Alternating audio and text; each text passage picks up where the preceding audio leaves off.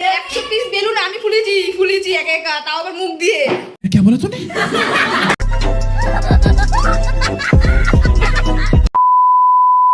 তো গাইজ এখন আমরা যাচ্ছি হচ্ছে পারুলিয়াতে, কারণ ভাইয়ের জন্য কেক আনতে হবে আর কেকটা অর্ডার দেওয়া হয়েছে। আর আগের ভিডিওটা আমরা মাত্র এন্ড করলাম, পুরো ভিডিওটা দেখতে থাকবো।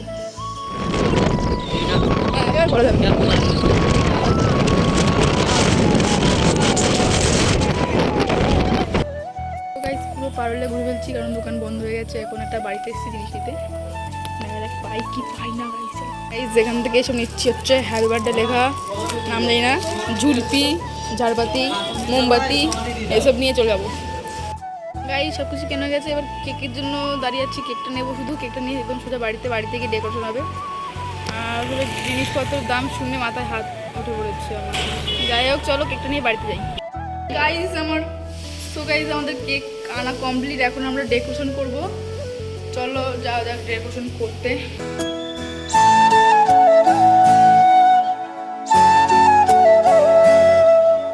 সো গাইজ এখানে আমাদের ডেকোরেশন কমপ্লিট হয়ে দেখতে পাচ্ছ কত সুন্দর। এই যে এটা বল, এই যে সব কিছু ডেকোরেশন কমপ্লিট হয়ে গেছে। इतना चुभने लगा हूँ सबको।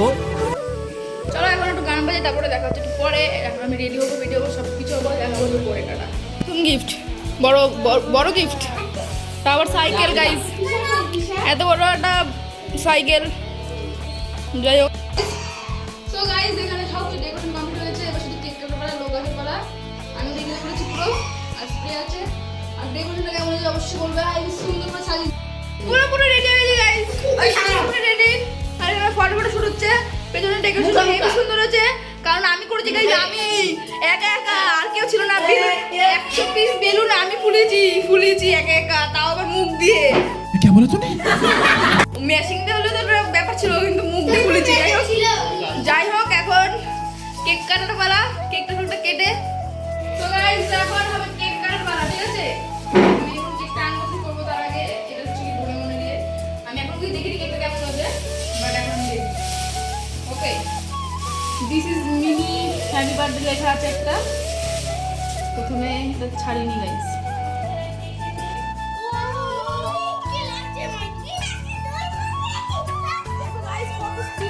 কি করছ? আমার তো গরম লাগছে। গরম লাগলে করার কিছু নেই।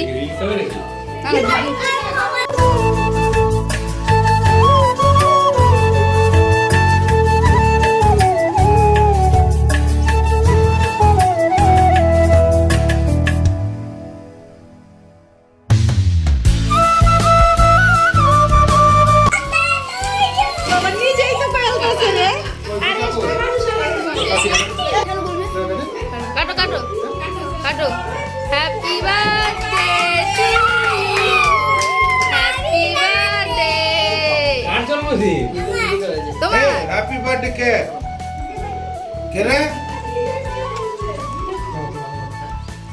এটা দাও, খেয়ে নি। এটা দেখে কি লাভ?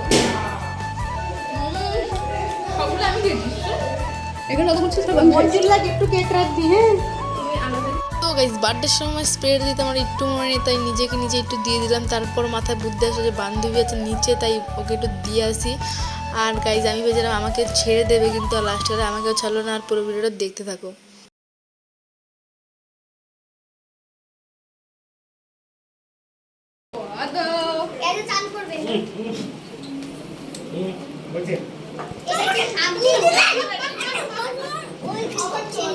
গাইজ খেতে বসে পড়েছি, মারাত্মক লেভেলে খিদে পেয়েছে, কিন্তু আমাদেরকে খাওয়া দিচ্ছে না। কতক্ষণ ধরে বসে আছি, 10 ঘন্টা খেতে দিচ্ছে না গাইজ। কি বলি, ক্যাটারিং খেতে বসেছে। ক্যাটিং খেতে এসেছি, আমাকে এখন দিচ্ছে না কেউ। দেবে না তো। ও ব্যাস ইমা শক্ত তো কেন তো? সোফায় ঘুমিয়ে পড়েছি। আসতে হা তারপরে ভিতরে তো আমার সামনে একটা রাগ করে বসেছে, বাঘের কোনার মতন। এই নি না ওই নি না। কে নিয়েছে শুনি? এই যে এটা নিয়ে নিয়েছি, ভালো চলছে। হ্যাঁ